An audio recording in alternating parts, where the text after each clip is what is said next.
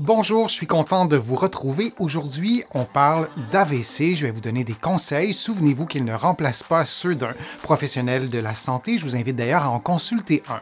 Vous allez trouver beaucoup des conseils et même de certains exercices que je vais vous donner aujourd'hui dans mon livre et dans mes livres, notamment Lève-toi et marche.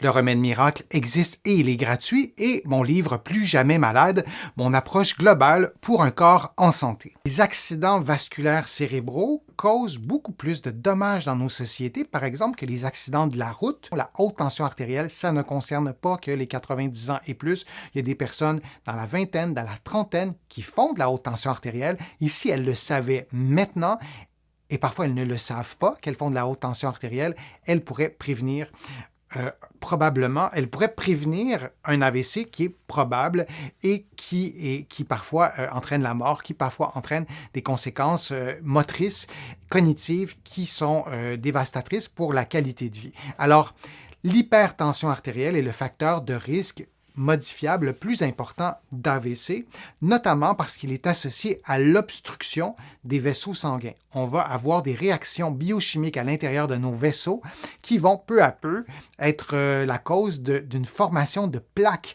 dans les vaisseaux.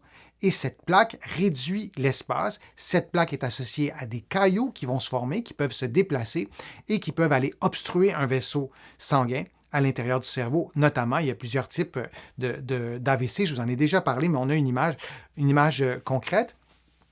Selon l'étude Framingham, qui est une étude qui est connue, la haute tension artérielle multiplie par 9 le risque de survenue d'un AVC chez l'homme et par 4 chez la femme. Ce sont des statistiques qui font réfléchir. Évidemment, il y a plusieurs facteurs de risque de l'AVC. Il n'y a pas seulement l'hypertension artérielle, mais c'en est un. Et ce sont des statistiques qui sont choquantes, d'autant plus qu'on sait comment prévenir l'hypertension artérielle. La santé du cœur, la santé des vaisseaux et la santé du cerveau, ça va vraiment de pair, ça va ensemble. Les vaisseaux sanguins sont partout dans notre corps. Donc, l'importance de prendre régulièrement sa tension artérielle à tout âge. Je vous remercie de votre présence, je vous remercie de vos interactions. C'est toujours un immense plaisir de partager avec vous ces contenus. Je vous invite aussi à contribuer à mes plateformes si vous le souhaitez. Vous allez sur mon site web, le www.denisfortier.ca.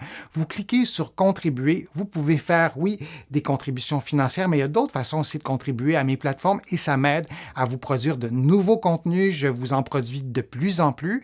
Et encore une fois, merci pour tous les commentaires que vous me donnez. Vous allez aussi pouvoir trouver sur mon site web un abonnement gratuit à mon infolettre. Vous allez recevoir mon infolettre une fois par semaine. Il y a aussi des courriels thématiques sur des sujets précis, les douleurs au dos par exemple, les douleurs au cou. Alors vous pouvez là aussi vous abonner et vous allez trouver plusieurs informations dans mes livres que vous allez trouver partout au Canada en librairie, mais aussi de l'autre côté de l'Atlantique. Il y a des conseils, oui, sur l'AVC, mais aussi sur la santé en général, sur la marche, sur les douleurs au dos, sur l'avancée en âge, sur des façons de prévenir les effets du vieillissement. Vous allez trouver beaucoup d'informations dans mes livres et sur mon site web. Je vous remercie beaucoup de votre présence. Je vous dis à une prochaine fois, un prochain direct, une prochaine vidéo et à bientôt.